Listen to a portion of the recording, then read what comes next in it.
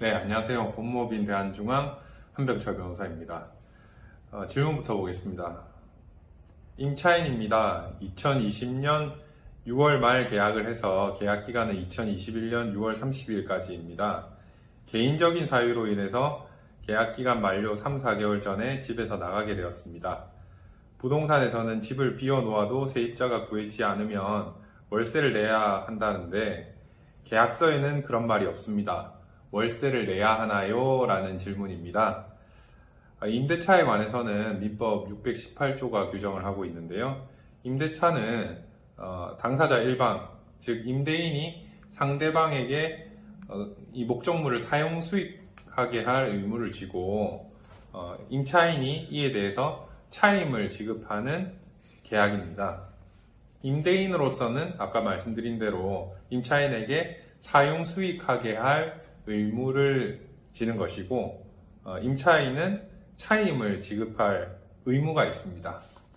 질문자님처럼 계약 기간보다 일찍 집을 비우게 된다면 월세를 내야 되는지 이거는 그 원인에 따라서 조금 달라지게 될 텐데요.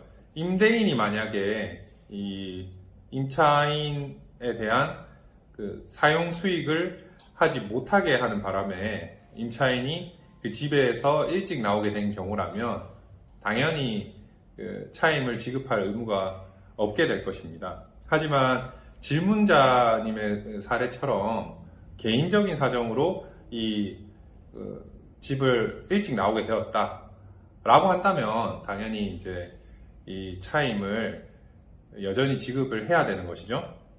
임대차 계약이 만약에 질문자님인 경우가 아니라 합의로 임대인도 임차인이 더 이상 살지 않기를 원했다거나 임차인도 더 이상 원하지 않았다 뭐 이렇게 된다면 두 사람의 합의로 더 이상 임대차 계약을 연장하지 않게 되는 것이기 때문에 이런 경우에는 차임을 지급할 의무가 없습니다.